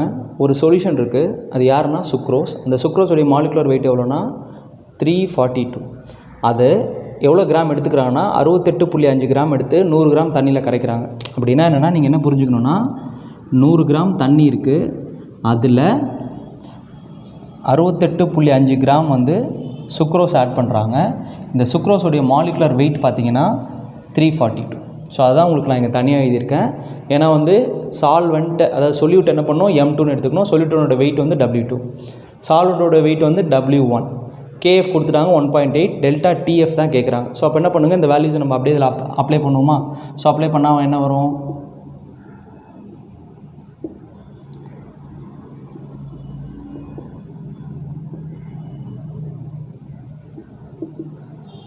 ஸோ நீங்கள் அப்ளை பண்ணிங்கன்னா உங்களுக்கு என்ன கிடைக்குன்னா டெல்டா டிஎஃப் தான் கிடைக்கும். என்ன கிடைக்கும்? Delta T F. ஆனால் இவங்க என்ன கேட்குறாங்க அப்படின்னா எவ்வளோ வந்து டிப்ரெஸ் ஆகுது அப்படின்னு கேட்குறாங்க. சரியா? ஸோ இது ஃபைனலைஸ் பண்ணிங்கன்னா உங்களுக்கு என்ன வேல்யூ வரும் அப்படின்னாக்கா 0.372 வரும். அதாவது இந்த சம்மரைஸ் பண்ணிங்கன்னா என்ன கிடைக்கும்? 0.372. உங்களுக்கு ஆப்ஷன்லேயும் பார்த்தீங்கன்னா 0.372 இருக்கும். ஆனால் பாருங்கள் அது பாசிட்டிவில் இருக்குது, அப்படி வராது. ஏன்னு சொல்கிறேன். ஏன் அப்படின்னா இப்போ டெல்டா டிஎஃப்ன்றது என்னென்னா தண்ணி இருக்குது, தண்ணி பியூராக இருக்கும் போது பாயிலிங் பாயிண்ட் ஃப்ரீசிங் பாயிண்ட் எவ்வளோ? 0. சுகர் ஆட் பண்ணதுக்கப்புறம் அது ஃப்ரீசிங் பாயிண்ட் இன்னும் என்ன ஆகும்? குறையும். அப்படின்னா என்ன? டெல்டா டிஎஃப் எப்படி எழுதிக்கலாம்னா initial minus final equal to 0.372 degree Celsius. தண்ணியோடைய ஃப்ரீசிங் பாயிண்ட் எவ்வளோனா 0 மைனஸ் ஃபைனல். இந்த ஃபைனலில் தான் உங்களுக்கு கேட்குறாங்க. அப்போ என்ன பண்ணணும்? இந்த மைனஸ் வந்து க்ளீன் பண்ணோன்னா மைனஸால் மல்டிப்ளை பண்ணுவீங்க. அப்போ final equal to minus 0.372 degree Celsius. So இப்போ ஆன்சர் வந்து மைனஸ். அதாவது எப்போவுமே ஃப்ரீசிங் பாயிண்ட் என்ன ஆகும்? குறையும். எவ்வளோ டிப்ரெஸ் ஆகுதுன்றது தான் எப்படி வரும்னா இவ்வளோவா குறைஞ்சிருக்கும். எவ்வளோ டிப்ரெஸ் ஆகுதுன்னா நீங்கள் ஏதோ நிறுத்திக்கணும், 0.372 நிறுத்திக்கணும். எவ்வளோ டிப்ரெஸ் ஆகுதுன்னு கேட்டால் புதுசாக வர சொல்யூஷனுடைய ஃப்ரீசிங் பாயிண்ட் எவ்வளோன்னு கேட்டாங்கன்னா மைனஸ் 0.732. அடுத்து பார்த்தீங்க அப்படின்னா ஒரு கொஷின் இருக்குது. இப்போ molarity of dilution solution is doubled. அதாவது மொலாரிட்டி என்ன பண்ணுறாங்கன்னா டபுள் பண்ணுறாங்க. The value of molar dispersion constant. இது வந்து நீட்டில் கேட்ட கொஷின். அதாவது மொலாரிட்டியை டபுள் பண்ணுறோம். நம்மளுக்கு தெரியும் delta T F equal to KF into M. இந்த மொலாரிட்டியை டபுள் பண்ணால் கே வேல்யூ என்னவாகும்? கேஎஃபோட வேல்யூ என்னவாகும்? டபுள் ஆகுமா, ட்ரிபிள் ஆகுமா, அன்சேஞ்ச் ஆகுமா, ஆஃப் ஆகுமா? ஸோ நல்லா பாருங்கள். விஷயம் என்னென்னா இப்போ மொலாரிட்டி வந்து ட்வைஸ் ஆகுது இல்லை ஆகாமல் போகுது, அது பிரச்சனை கிடையாது. பட் மேட்ரு என்னென்னா இந்த கேஎஃப்ன்றது கான்ஸ்டன்ட். கேஎஃப்ன்றது கான்ஸ்டன்ட். அது வந்து என்ன ஆகாது? மாறவே மாறாது. அப்படின்னா என்னென்னா unchanged. So option C. So அடுத்து பார்த்தீங்கன்னா கொஷின் நம்பர் 26. த molar elevation constant depend upon. அதாவது மோலார் எலிவேஷன் கான்ஸ்டன்ட் என்னன்னு சொல்லுவோம்? இந்த கேஎஃப் ஆர் கேபி. இது சரியா? நல்லா புரிஞ்சுக்கோங்க. எதை டிபெண்ட் பண்ணியிருக்கோன்னா ஒன்லி ஒன். அது யாருன்னா சால்வெண்ட். அதாவது இப்போ தண்ணியில் சுகர் ஆட் பண்ணுறீங்க. சுகரோ இல்லை டெம்பரேச்சரோ வேறு எதையுமே டிபெண்ட் பண்ணியிருக்காது. அது யாரை மட்டும் தான் டிபெண்ட் பண்ணியிருக்கோம்? சால்வெண்ட்டை மட்டும் தான் டிபெண்ட் பண்ணியிருக்கோம். ஸோ இது direct question. So nature of solvent. So option B. Question number 27. If 3 gram of glucose, இந்த குளுக்கோஸோட மாலிகுலர் வெயிட் எவ்வளோனா 180, dissolve in 60 gram of water. எவ்வளோ டிகிரி செல்சியஸ்னா 15 டிகிரி செல்சியஸில் the osmotic pressure of solution will be. So ரொம்ப simple direct question. Formula என்ன? Pi equal to CRT. சின்றது என்ன? Concentration. இங்கே கான்சன்ட்ரேஷன்றது என்ன? Capital M. அதாவது volume of solution in litre. சரியா? ஸோ அப்போ சி எப்படி பிரித்து எழுதிக்கலாம்னா given mass by molecular mass divided by volume of solution in litre. சரியா? ஸோ கிவன் மாஸ் இங்கே எவ்வளோ? குளுக்கோஸ் எவ்வளோ கிராம் எடுத்துக்கிறாங்க? 3 கிராம் டிவைடட் பை குளுக்கோஸோடைய மாலிகுலர் மாஸ். குளுக்கோஸோடைய மாலிகுலர் மாஸ் எவ்வளோ? 180 இன்டூ இது இதில் இருக்குது, எம்எல்ல இருக்குது. ஸோ அது இதுவாக மாற்றுறதுக்கு என்ன பண்ணணும்? 60. ஸோ 1000 இன்டூ கேஸ் கான்ஸ்டன்ட் எவ்வளோனா 0.08. டெம்பரேச்சர் வந்து 50 டிகிரி செல்சியஸில் இருக்குது. அதை கெல்வினாக மாற்றினா 273 கூட ஆட் பண்ணிப்பீங்க. ஸோ ஆட் பண்ணிங்கன்னா 228. ஸோ இதில் இதெல்லாம் கேன்சல் பண்ணோம் அப்படின்னா எவ்வளோ வரும்னா 0.65. ஸோ அப்படி பார்த்தீங்கன்னா 0.658. அப்போது 65. So option B. ஸோ அடுத்து பார்த்தீங்கன்னா ஒரு டயக்ராம் இருக்குது. இந்த டயக்ராம் வந்து ஆஸ்மாசிஸா, ரிவர்ஸ் ஆஸ்மாசிஸா, இல்லை ஐசோட்ரோனிக்கா, இல்லை நன் ஆஃப் தி அபவா அப்படின்றதான் கேள்வி. ரொம்ப சிம்பிள். இது நான் உங்களுக்கு ஈஸியாக சொல்லித்தரேன். நான் உங்களுக்கு தேரியாக சொல்லிட்டேன். அதை நீங்கள் கட்டாயம் பார்த்தா தான் இது புரியும். பட் இது சின்ன ஷார்ட் ட்ரிக் தான். நல்லா பாருங்கள். இங்கே இப்போ வந்து 1 மோலார் NaCl சொல்யூஷன், இங்கே வந்து 2 molar NaCl solution. So flow எந்த பக்கம் எந்த பக்கம் இருக்குன்னா 1 மோலார் NaClலேருந்து 2 மோலார் NaCl பக்கம் ஆரோ இருக்குது. அப்போ இது என்னன்னு கேட்குறாங்க. ஸோ ரொம்ப சிம்பிள். அதாவது ஹை கான்சன்ட்ரேஷன்லேருந்து லோ கான்சன்ட்ரேஷனுக்கு போச்சுன்னா ஃப்ளோ வந்து high concentration to low concentration போச்சுன்னா அது ரிவர்ஸ் ஆஸ்மாசிஸ். இதுவே ஃப்ளோ லோ கான்சன்ட்ரேஷன்லேருந்து ஹை கான்சன்ட்ரேஷன் போச்சுன்னா ஆஸ்மாசிஸ். இப்போ இந்த கேஸ் எடுத்துக்கோங்க. அப்போ இது வந்து என்ன கான்சன்ட்ரேஷன்? நல்லா புரிஞ்சுக்கணும். Low concentration. இது என்ன கான்சன்ட்ரேஷன்? High concentration. அப்போ ஃப்ளோ வந்து எங்கே இருக்குது? Low concentration to high concentration. அப்போ லோ டு ஹைனா அது என்னது? ஆஸ்மாசிஸ். அப்போ இது என்ன டைப் ஆஃப் இதுனா? ஏ ஆஸ்மாசிஸ். கொஷின் நம்பர் 29 எடுத்துக்கோங்க. The osmotic pressure of solution increase. அதாவது ஆஸ்மாட்டிக் ப்ரெஷர் வந்து எப்போ இன்க்ரீஸ் ஆகும்? டெம்பரேச்சரை கம்மி பண்ணால், இல்லை நம்பர் ஆஃப் மோல்ஸ் ஆஃப் சொல்யூட்டை இன்க்ரீஸ் பண்ணால், இல்லை வால்யூமை இன்க்ரீஸ் பண்ணால், இல்லை ஏஎன்சி. இதுதான் கொஷின். ரொம்ப சிம்பிள். இந்த மாதிரி கொஷின்ஸ் வந்து நீங்கள் ஃபார்முலாலேருந்து தான் டெரைவ் பண்ணோம். அது எப்படின்னு சொல்கிறேன். Pi equal to CRT. இதான் ஃபார்முலா. அப்படி சினா என்னது? கான்சன்ட்ரேஷன். கான்சன்ட்ரேஷன்றது என்னது? Number of moles divided by volume of solution R into temperature. அப்போ பாருங்கள், பைக்கு டி வந்து என்னவாக இருக்குது? டைரக்ட்லி ப்ரொபோஷனலாக இருக்குது. பைக்கு V என்னவா இருக்குது, இன்வெர்ஸ்லி ப்ரொபோஷனாக இருக்குது. பைக்கு மோல் வந்து என்னது, டைரக்ட்லி ப்ரொபோஷனாக இருக்குது. ஸோ அப்போ 3 விஷயம் இருக்குது. பைக்கு அப்படியே இல்லை, டைரக்ட்லி ப்ரொபோஷனாக, நேராக இருந்தால் டைரக்ட்லி ப்ரொபோஷனல், கீழே இருந்தால் என்னது, இன்வெர்ஸ்லி ப்ரொபோஷனல். அப்போ அப்படியே இங்கே வந்துருங்க. அப்போ டெம்பரேச்சரை கம்மி பண்ணால் ஆஸ்மாட்டிக் ப்ரெஷர் என்ன ஆகும், கம்மியாகும். பட் ஆனால் நம்மளுக்கு இங்கே என்ன ஆகணும், ஆஸ்மாட்டிக் ப்ரெஷர் இன்க்ரீஸ் ஆகணும். ஸோ அப்போ வந்து ஆப்ஷன் ஏ கிடையாது. ஆப்ஷன் சி எடுத்திங்கன்னா வால்யூம் இன்க்ரீஸ் பண்ணலாம்னு சொல்லியிருக்காங்க. இப்போ வால்யூம் வந்து இன்வெர்ஸ்லி ப்ரொபோஷனல். அப்போ வால்யூம் இன்க்ரீஸ் பண்ணால் ஆஸ்மாட்டிக் ப்ரெஷர் என்ன ஆகிடும், குறைஞ்சிரும். ஸோ அப்போ என்ன கிடையாது, சியும் கிடையாது. அப்போ பார்த்தீங்கன்னா நம்பர் ஆஃப் சொல்யூட் இன்க்ரீசஸ், அப்படி தானே, அப்போ தானே நம்பர் ஆஃப் மோல்ஸ் என்ன ஆகும், இன்க்ரீஸ் ஆகும். ஸோ அப்படி பார்த்தீங்கன்னா ஆப்ஷன் பி. ஸோ அடுத்து பாருங்கள், the unit of freezing point constant. நான் உங்களுக்கு வந்து எல்லாத்தோட யூனிட்டை வந்து ஒரு சிம்பிளிஃபைடாக எழுதியிருக்கேன். இதெல்லாம் முக்கியமான யூனிட்ஸு, இது எல்லாத்தையும் ஞாபகம் வச்சுக்கணும். ஸோ இதில் பார்த்தீங்க அப்படின்னா கேபி அதோட யூனிட் பார்த்தீங்கன்னா K into kilogram mole inverse. கேஎஃப்க்குமே K into kilogram mole inverse. ஆர்னால் நீங்கள் போடுற கேஸ் கான்ஸ்டன்ட் இருக்குல்ல, அதோட யூனிட் என்னென்னா kilogram metre square second inverse kelvin inverse mole inverse. Pi osmotic pressure இருக்குல்ல, அதோட யூனிட் பார்த்தீங்கன்னா இந்த ஆரை யூஸ் பண்ணிங்கன்னா ATM mole inverse kelvin inverse. So இதெல்லாமே பார்த்தீங்கன்னா யூனிட்ஸ். ஸோ அப்படி பார்த்தீங்கன்னா உங்களுக்கு வந்து K into KG into mole inverse. So அப்போ K into KG into mole inverse. So இது வந்து என்னென்னா ஆப்ஷன் சி. ஸோ அப்போ அடுத்து நம்ம என்ன பார்க்க போகிறோம் அப்படின்னா, ஸோ அடுத்து question number 31. The solution contain 10.2 gram of glycerin isotonic with 2 gram of glucose. What is the molecular mass of glycerin? அதாவது கிளிசரின் இருக்குது, குளுக்கோஸ் இருக்குது. இதில் தெளிவாக என்ன கொடுத்துருக்காங்கன்னா மாலிகுலர் மாஸ் ஆஃப் குளுக்கோஸ் கொடுத்துட்டான், மாலிகுலர் மாஸ் ஆஃப் கிளிசரின் கேட்குறான். ரொம்ப சிம்பிள், முக்கியமான சம்முமே கூட. ஐசோடோனிக்னா என்னென்னா, அதாவது osmotic pressure of component 1 osmotic pressure of component 2 ஈக்குவலாக இருந்தால் அது என்னது, ஐசோடோனிக். ஒருவேளை காம்போனன்ட் 2 வந்து அதிகமாக இருந்து காம்போனன்ட் 2 கம்மியாக இருந்தால் அது வந்து அதிகமாக இருக்கிறது ஹைப்பர்டோனிக்னும் கம்மியாக இருக்கிறது ஹைப்போடோனிக்னு சொல்லுவோம். இது ஆல்ரெடி நான் தேரியிலே உங்களுக்கு சொல்லியிருந்தேன். ஸோ அப்படி பார்த்தீங்கன்னா அப்போ இங்கே glycerin and glucose. So suppose வந்து நான் இது வந்து கிளிசரின் எடுத்துக்கிறேன், இது வந்து என்னது, குளுக்கோஸ். சரியா? ஸோ ஃபார்முலா என்ன, இப்போ ஆஸ்மாட்டிக் ப்ரெஷருக்கு பை ஈக்குவல் டு சிஆர்டி, இதுக்கும் ஆஸ்மாட்டிக் ப்ரெஷர் ஃபார்முலா என்ன, பை ஈக்குவல் டு சிஆர்டி. அப்போ நம்ம ரெண்டுத்தையும் ஈக்குவலைஸ் பண்ணும்போது ஆறுக்கு 6 கேன்சல் பண்ணிடலாம், டீக்கு டி என்ன பண்ணலாம், கேன்சல் பண்ணிடலாம். அப்போ பேலன்ஸ் யார் இருக்கா, கான்சன்ட்ரேஷன். கான்சன்ட்ரேஷன் என்னது, given mass by molecular mass divided by volume of solution in litre. இங்கேயும் பாருங்கள், அப்போ இங்கேயும் வால்யூம் ஆஃப் சொல்யூஷன் லிட்டர், இங்கேயும் volume of solution litre. So volume என்ன பண்ணிடலாம், கட் பண்ணிடலாம். ஸோ அப்போது மோல்ஸ் எப்படி எழுதிக்கலாம், given mass by molecular mass. இதையும் எப்படி எழுதிக்கலாம், given mass by molecular mass. So given mass எவ்வளோ, 10 கிராம். ஸோ 10.2. ஓகேவா? மாலிகுலர் மாஸ் ஆஃப் கிளிசரின் தான் நமக்கு தெரியாது. அடுத்து பாருங்கள், குளுக்கோஸோடைய கிவன் மாஸ் 2 கிராம், குளுக்கோஸோடைய மாலிகுலர் மாஸ் எவ்வளோ, 180 கிராம். ஸோ இப்போ ஃபைனலைஸாக நம்மளுக்கு என்ன வேணும், மாலிகுலர் மாஸ் இதுதான் வேணும். ஸோ இதை மட்டும் வச்சுட்டு மற்றெல்லாம் என்ன பண்ணிடலாம், நம்ம அந்த பக்கம் அமைச்சிடலாம். ஸோ ஃபைனலைஸ் பண்ணிங்கன்னா எவ்வளோ வரும்னா 91.8. ஸோ அப்போது 91.8 gram, option A. Question number 32. KBr is 80% dissociated in the solution. The freezing point of 0.5 molar solution if Kf equal to 1.86 atm. Question நல்லா புரிஞ்சுக்கணும். ஸோ என்னென்னா, இதுக்கு முன்னாடி நம்ம பார்த்தோம்ல, depressing in freezing point, elevation of boiling point, இது எல்லாத்துலேயுமே பார்த்தீங்கன்னா ஜஸ்ட் ஃபார்முலா என்ன இருக்குன்னா KB into M, KF into எம்னு இருக்கும். இந்த எம்மை தான் நம்ம எக்ஸ்டெண்ட் பண்ணி எழுதியிருப்போம். பட் இந்த கேஸ் எடுத்துக்கிட்டோம் அப்படின்னா, அதாவது 32 எடுத்துக்கிட்டோம்னா டிசோசியேஷன் ஒரு வார்த்தை வந்திருக்கு. அதாவது இந்த ஃபார்முலா, அதாவது delta TB equal to KF into B KB into M, இதெல்லாமே எப்போ எழுதணும்னா உங்களுடைய சொல்யூஷன் நான் எலக்ட்ரோலைட்டாக இருக்கும்போது. ஒருவேளை சொல்யூஷன் எலக்ட்ரோலைட்டாக இருக்குது, எலக்ட்ரோலைட்னா என்னென்னா கேபிஆர், கேசிஎல் இந்த மாதிரி அயானிக் சொல்யூஷனாக இருந்ததுன்னா அப்போ நீங்கள் ஐ ஃபேக்டர்னு ஒன்று கண்டுபிடிக்கணும்.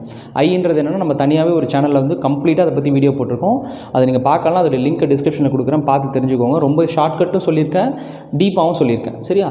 ஸோ அப்படி பார்த்தீங்கன்னா அப்போ என்ன பண்ணணும், நீங்கள் ஐ ஃபேக்டர் கண்டுபிடிச்சி அந்த ஐ ஃபேக்டர் என்ன பண்ணிக்கணும், இன்ட்டு பண்ணிக்கணும். ஸோ ஐ ஃபேக்டரை பொறுத்த மட்டும் 2 இருக்குது, ஒன்று டிசோசியேஷன், இன்னொன்று அசோசியேஷன்.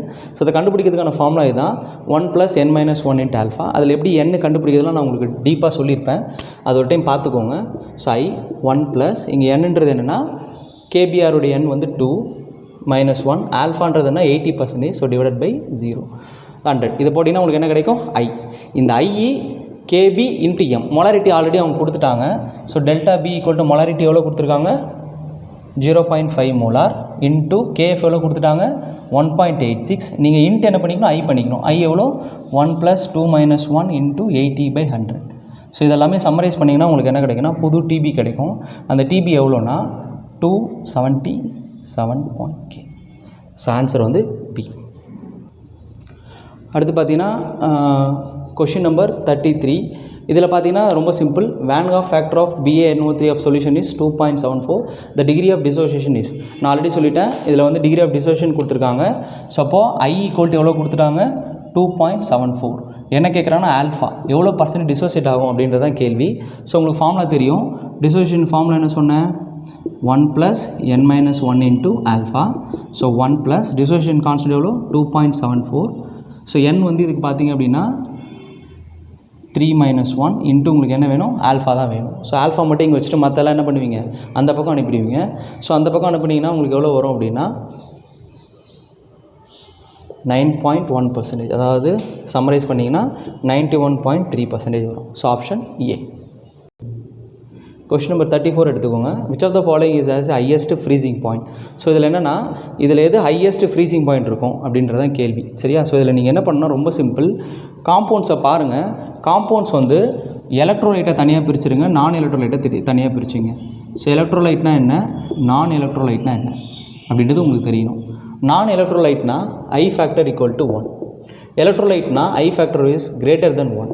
உங்களுக்கு அந்த ஐ ஃபேக்டர் கண்டுபிடிக்க தெரியணும். அது தெரியலன்னா நம்ம சேனல் ஆல்ரெடி வீடியோ இருக்குது, அதை பார்த்துக்கோங்க. ஸோ அதன்படி பார்த்தீங்கன்னா இது எல்லாமே சேம் சொல்யூஷனாக இருக்கிறதுனால நீங்கள் ஐ ஃபேக்டருக்கு ஒரு ஷார்ட்கட் சொல்லித்தரேன், அதை மட்டும் ஞாபகம் வச்சுக்கோங்க. நான் எலக்ட்ரோலைட் வந்து சுகர். சரியா? சுகர் வந்து நான் எலக்ட்ரோலைட், அதுக்கு வந்து கம்மியாக இருக்கும். நம்மளுக்கு தேவை ஹையஸ்ட். என்ன பண்ணுங்கள், ரொம்ப சிம்பிள். NaCl எப்படி பிரித்து எழுதிக்கலாம், Na + Cl-. அப்போ இதுக்கு I ஈக்குவல் டு 2. இப்போ அப்புறம் BaCl2. BaCl2 எப்படி பிரித்து எழுதிக்கலாம், Ba + Cl-. அப்புறம் ரெண்டுத்தையும் ஆட் பண்ணிங்கன்னா 3. அதாவது மைனஸ்ன்னு பார்க்கக்கூடாது, அதை ஆட் பண்ணிக்கணும். Fe எப்படி பிரித்து எழுதிக்கலாம்னா 3 + 1-. ஸோ ரெண்டுத்தையும் ஆட் பண்ணிங்கன்னா 4. ஸோ அப்போ இதில் n ஃபேக்டர் எதுக்கு அதிகமாக இருக்குன்னா Dக்கு அதிகமாக இருக்குது. அதுக்கு ஃப்ரீசிங் பாயிண்ட் என்ன ஆகும்னா கம்மியாக இருக்கும். நல்லா புரிஞ்சுக்கோங்க. ஃப்ரீசிங் பாயிண்ட் வந்து inversely proportional to I. Boiling point வந்து directly proportional to I. Osmotic pressure directly proportional to I. Vapour pressure inversely proportional to I. So அப்படி பார்த்தீங்கன்னா இதில் வந்து சுகருக்கு தான் 1. அப்போ அதுக்கு தான் ஃப்ரீசிங் பாயிண்ட் என்னவாக இருக்குன்னா அதிகமாக இருக்கும். So option B. ஸோ வந்து டி கிடையாது. பாய்லிங் பாயிண்ட் கேட்டாங்கன்னா டி வரும். சரியா? அதே பாருங்க. கொஸ்டின் நம்பர் 35 எடுத்துக்கோங்க. Which one having a minimum osmotic pressure. அதே சேம் கான்செப்ட் தான். இதில் பார்த்தீங்க அப்படின்னா எல்லாத்துக்குமே 200 ml NaCl, 200 ml 1 molar glucose, 200 ml 2 molar urea, அதுக்கப்புறம் all of the above. So ரொம்ப சிம்பிள். ஐ ஃபேக்டர் அதிகமாக இருந்தால் ஆஸ்மாட்டிக் ப்ரெஷர் என்னவாக இருக்கும், அதிகமாக இருக்கும். சரியா? அப்போ வந்து ஐ ஃபேக்டர் எதுக்கு கம்மியாக இருக்கோ அதுக்கு தான் இங்கே என்ன இருக்கும், ஆஸ்மாட்டிக் ப்ரெஷர் அதிகமாக இருக்கும். ஸோ அப்படி பார்த்தீங்கன்னா குளுக்கோஸுக்கு தான் என்னது, ஏன்னா குளுக்கோஸ் வந்து நான் எலக்ட்ரோலைட். நான் எலக்ட்ரோலைட்டுக்கு ஐ ஃபேக்டர் எவ்வளோ, கம்மி. ஸோ அப்படி பார்த்தீங்கன்னா அதுக்கு தான் என்னவாக இருக்கணும், மினிமம் ஆஸ்மாட்டிக் ப்ரெஷராக இருக்கும். ஸோ ஆன்சர் வந்து பி. ஸோ அடுத்து question number 36. NaCl dissolved in 500 ml of water. The I factor is, I factor வந்து greater than 1 இருக்குமா, lesser than 1 இருக்குமா, இல்லை ஈக்குவல் டு 0 இருக்குமா, இல்லை none of the above இருக்குமா. ரொம்ப சிம்பிள். உங்களுக்கு 2 டைப் ஆஃப் சொல்யூஷன் இருக்குது. ஒன்று நான் எலக்ட்ரோலைட், இன்னொன்று எலக்ட்ரோலைட். ஸோ நான் எலக்ட்ரோலைட்ஸ்லாம் என்னென்னு பார்த்தா உங்களுக்கு சில எக்ஸாம்பிள்ஸ் கொடுத்துருக்கேன். பொதுவாக கார்பன் வச்சு வர்றது, அதாவது 98% வந்து கார்பன் வச்சு வர்றது எல்லாமே என்னவாக இருக்கும், நான் எலக்ட்ரோலைட்டாக இருக்கும். ஒன் ஆஃப் த எக்ஸாம்பிள் வந்து குளுக்கோஸ், சுகர், சுக்ரோஸ், இதெல்லாமே என்னது நான் எலக்ட்ரோலைட். நான் எலக்ட்ரோலைட்டு தான் ஐ ஃபேக்டர் என்னது 1. அடுத்து எலக்ட்ரோலைட்டை பொறுத்த மட்டும் 2 விஷயம் இருக்குது. ஒன்று எலக்ட்ரோலைட் டிசோசியேட் ஆகலாம், இல்லை அசோசியேட் ஆகலாம். சரியா? ஸோ அந்த எலக்ட்ரோலைட்டில் பார்த்திங்க அப்படின்னா P block plus S block இது சேர்ந்து வரது எல்லாமே என்னவாக இருக்கும், எலக்ட்ரோலைட்டாக இருக்கும். ஸோ அப்போ அப்படி பார்த்தீங்கன்னா இங்கே P block plus S block, ஏன்னா சோடியம் வந்து என்ன பிளாக், S பிளாக், குளோரின் வந்து என்னது P பிளாக். அப்போ இது கரெக்டாக என்னவாக இருக்கும், எலக்ட்ரோலைட்டாக தான் இருக்கும். அட் த சேம் டைம் இது வந்து டிசோசியேட் தான் ஆகும், அசோசியேட் ஆகாது. அப்போ டிசோசியேஷன் I வந்து என்னது கிரேட்டர் தென் 1. ஸோ அப்படி பார்த்தீங்கன்னா இங்கே வந்து ஆப்ஷன் ஏல தான் I is greater then 1. So option A. Question number 37. What is the osmotic pressure of 1 gram of polymer? Molecular mass எவ்வளோனா 1,50,000 in 500 ml of water at 300 Kelvin. ரொம்ப சிம்பிள். டைரக்ட் ஃபார்முலா தான். By equal to என்னது CRT. Polymers எல்லாமே நான் electrolyte. So அப்போ என்னென்னு வச்சுக்கணும், I equal to 1 தான். ஸோ அதை அப்படியே வச்சுக்கலாம். ஸோ C எப்படி எழுதிக்கலாம், given mass by molecular mass into 1000 by 500 ml into gas constant 0.082 temperature 300. So just எல்லாத்தையும் அப்படியே அப்ளை பண்ணிங்கன்னா உங்களுக்கு என்ன வரும்னா pi equal to 34.36. So answer வந்து 34.36, option B. So question number 38. இந்த கிராஃப் எடுத்துக்கோங்க.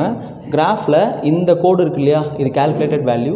அப்போ கேல்குலேட்டட் வேல்யூ விட அந்த மேலே இருக்க கவ் என்னவாக இருக்குது, அதிகமாக இருக்குது. ஸோ கேல்குலேட்டட் வேல்யூ விட எக்ஸ்பெரிமெண்டல் வேல்யூ அதிகமாக இருந்தால் அது என்னென்னா பாசிட்டிவ் டிவியேஷன். அப்படின்னா என்னென்னா லிக்விட் வந்து நிறைய என்னவா மாறுதுன்னு அர்த்தம், வேப்பராக மாறுது. அப்போ நிறைய வேப்பராக மாறினா நம்ம கேல்குலேட் பண்ண ஆஸ்மாட்டிக் ப்ரெஷரோட வேப்பரோட ப்ரெஷர் என்னவாக இருக்குன்னு அர்த்தம், அதிகமாக இருக்கும். ஸோ அப்படி இருந்தால் அது என்ன deviation, positive deviation. So option A. Question number 38. Maximum amount of solid solution. அப்படின்னா ஒரு சாலிட் என்ன பண்ணுறீங்க, லிக்விடில் கரைக்கிறீங்க. solute can be not depend, எதை வந்து டிபெண்ட் பண்ணியிருக்காது. ஸோ ரொம்ப சிம்பிள். சாலிட் அண்ட் லிக்விடை பொறுத்த மட்டும் 3 ஃபேக்டரை டிபெண்ட் பண்ணியிருக்கோம். அது என்னென்னா, அதாவது நீங்கள் ஒரு சாலிடை லிக்விடில் கரைச்சிங்கன்னா அது எந்தெந்த ஃபேக்டரை டிபெண்ட் பண்ணியிருக்கோன்னா, temperature, nature of solute, nature of solvent, இது 3 ஃபேக்டருமே என்ன பண்ணியிருக்கோம், டிபெண்ட் பண்ணியிருக்கோம். ஸோ அப்போ வந்து ப்ரெஷர் உங்களுக்கு நல்லாவே தெரியும். ப்ரெஷரை சேஞ்ச் பண்ணுறதுனால ஒரு கரையிற தன்மை, அதாவது ஒரு சுகர் வந்து தண்ணியில் கரையிற அமௌண்ட்லாம் என்ன ஆக போகிறதில்ல, எந்த விதமான சேஞ்சஸும் ஆகாது. ஸோ அப்படி பார்த்தீங்கன்னா ப்ரெஷர் தான் என்னது, no effect. So answer B. அடுத்த கொஸ்டின் நம்பர் 40 எடுத்துக்கோங்க. ஸோ ஒரு கிராஃப் இருக்குது. இதில் பார்த்தீங்கன்னா P1 பார்த்தீங்கன்னா P12 விட என்னவாக இருக்குது, அதிகமாக இருக்குது. அப்படின்னா என்ன அர்த்தம்னா, அது வந்து நல்லா என்ன ஆகுது, வேப்பர் ஆகுது. நல்லா வேப்பர் ஆகுதுன்னா என்ன அர்த்தம்னா, கொஞ்சமாக டெம்பரேச்சர் கொடுத்தாலே அது என்ன ஆகுது, நிறைய வேப்பர் ஆகுதுன்னு அர்த்தம். அப்படின்னா என்னென்னா, பாயிலிங் பாயிண்ட் அதுக்கு என்னவாக இருக்கும், கம்மியாக இருக்கும். கொஸ்டின் என்ன கேட்டிருக்காங்கன்னா, இதில் எது வந்து பாயிலிங் பாயிண்ட் கம்மியாக இருக்கும் அப்படின்னா, X1 having a low boiling point. So option A. So thanks for வாட்சிங். ஸோ முடிஞ்ச வரைக்கும் மேக்ஸிமம் எவ்வளோலாம் கவர் பண்ண முடியுமோ எல்லாத்தையும் கவர் பண்ணியாச்சு. ஸோ உங்களுக்கு நீட் பாயிண்ட் ஆஃப் வியூவில் வந்து இவ்வளோ இருந்தாலே போதும். பட் நீங்கள் இதுக்கு கொஞ்சம் தியரிட்டிக்கலாக கொஞ்சம் படிச்சிருந்தீங்கன்னா தான் இதில் இருக்கிற கான்செப்ட்ஸ் உங்களால் புரிஞ்சிக்க முடியும். ஸோ ஆல்ரெடி நம்ம செப்பரேட்டாக தான் நிறைய வீடியோஸ் போட்டிருக்கோம். அதோட லிங்க் எல்லாம் உங்களுக்கு டிஸ்கிரிப்ஷனில் கொடுக்குறேன். அது எல்லாத்தையும் பாருங்கள், உங்களுக்கு கட்டாயம் ரொம்ப யூஸ்ஃபுல்லாக இருக்கும். ஸோ தேங்க்ஸ் ஃபார் வாட்சிங். வேறு ஏதாவது நீட் இருந்தால் கமெண்ட் செக்ஷனில் கமெண்ட் பண்ணுங்கள். நீட் சம்மந்தமான அடுத்தடுத்த அப்டேட்டுக்காக நம்ம சேனலை ஃபாலோ பண்ணுங்கள். தேங்க்யூ.